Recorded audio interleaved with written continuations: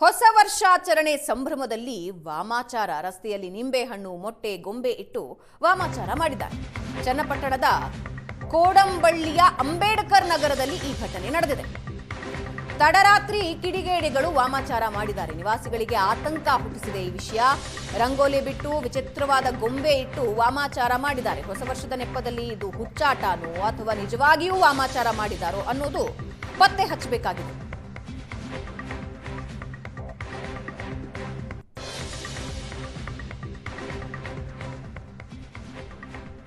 ದೃಶ್ಯದಲ್ಲಿ ನೀವು ನೋಡ್ತಾ ಇದ್ದೀರಿ, ರಂಗೋಲೆ ಬಿಡಿಸಿದ್ದಾರೆ.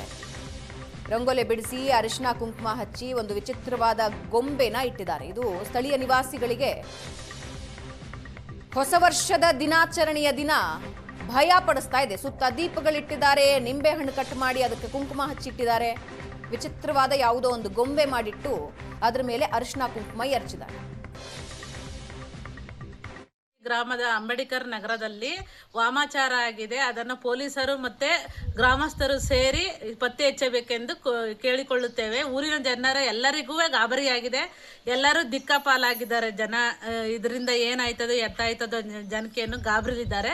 ಇದನ್ನು ದಯವಿಟ್ಟು ಶೋಧನೆ ಮಾಡಿ ಜನಕ್ಕೆ ಯಾರು ಅಂತ ತಿಳಿಸ್ಬೇಕು ಅಂತ ಕೇಳ್ಕೊಳ್ತೀವಿ. ಈ ಗ್ರಾಮದ ಅಂಬೇಡ್ಕರ್ ನಗರದಲ್ಲಿ ವಾಮಾಚಾರ ಆಗಿದೆ. ಅದನ್ನು ಪೊಲೀಸರು ಮತ್ತೆ ಗ್ರಾಮಸ್ಥರು ಸೇರಿ ಪತ್ತೆ ಹಚ್ಚಬೇಕೆಂದು ಕೇಳಿಕೊಳ್ಳುತ್ತೇವೆ. ಊರಿನ ಜನರ ಎಲ್ಲರಿಗೂ ಗಾಬರಿಯಾಗಿದೆ. ಎಲ್ಲರೂ ದಿಕ್ಕಾಪಾಲಾಗಿದ್ದಾರೆ. ಜನ ಇದರಿಂದ ಏನಾಯ್ತದೆ.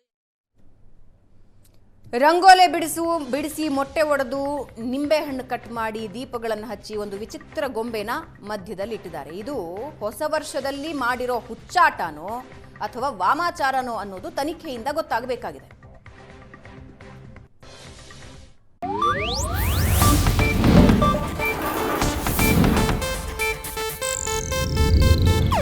ಇದು ಏಷ್ಯಾನೆಟ್ ನ್ಯೂಸ್ ನೆಟ್ವರ್ಕ್ ಪ್ರಸ್ತುತಿ.